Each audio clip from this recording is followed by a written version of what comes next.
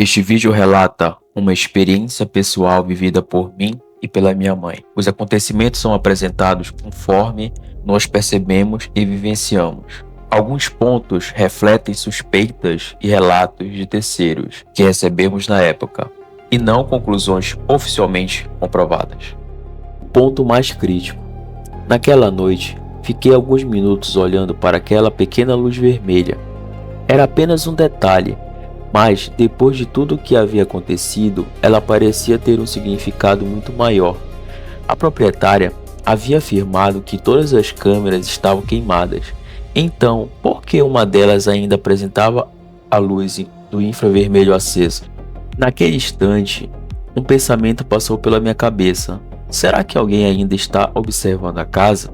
Tentei afastar essa ideia. Procurei uma explicação lógica. Talvez fosse apenas um LED de alimentação. Talvez o equipamento estivesse desligado, mas continuasse recebendo energia.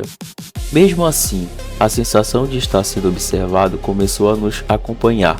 Com o passar dos dias, eu e a minha mãe passamos a prestar atenção em detalhes que antes passavam despercebidos. A casa era muito antiga. Durante o dia, ela parecia apenas uma residência comum, mas à noite o ambiente mudava completamente. A iluminação externa ficava fraca, as sombras tomavam conta do quintal. O silêncio era absoluto, parecia cenário de um filme de suspense. Foi então que percebemos outra coisa estranha. Sempre que apagávamos a luz da cozinha, um pequeno ponto luminoso permanecia aceso por alguns instantes. Era um brilho discreto, mas suficiente para chamar nossa atenção. Começamos a levantar hipóteses. Seria apenas um retorno de energia? Algum equipamento elétrico? Ou haveria algum dispositivo ligado naquele ambiente? No dia seguinte, comentamos isso com a proprietária. Esperávamos que ela demonstrasse preocupação, mas a reação foi completamente diferente. Ela simplesmente ignorou o assunto. Disse que aquilo não era nada e mudou de conversa. Depois disso, a desconfiança só aumentou. Eu e a minha mãe começamos a conversar sobre a possibilidade de existir algum equipamento na casa que nós desconhecíamos. Não porque tivéssemos encontrado provas, mas porque vários acontecimentos isoladamente pareciam estranhos. E todos eles começaram justamente depois que a proprietária viajou.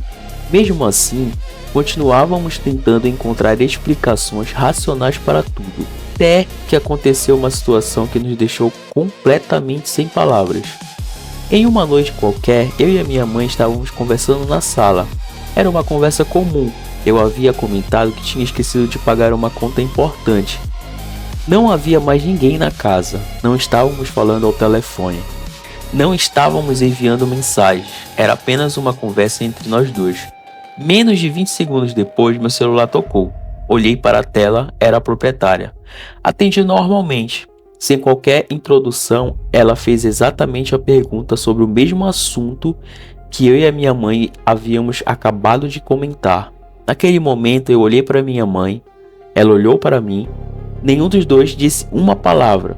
Nós dois percebemos a mesma coincidência. Talvez fosse apenas isso, uma coincidência. Mas depois de tudo o que já tinha acontecido naquela casa, era impossível não sentir um frio na barriga.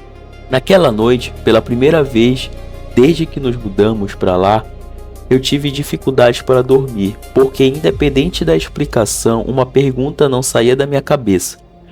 Como ela poderia ter tocado exatamente naquele assunto, exatamente naquele momento?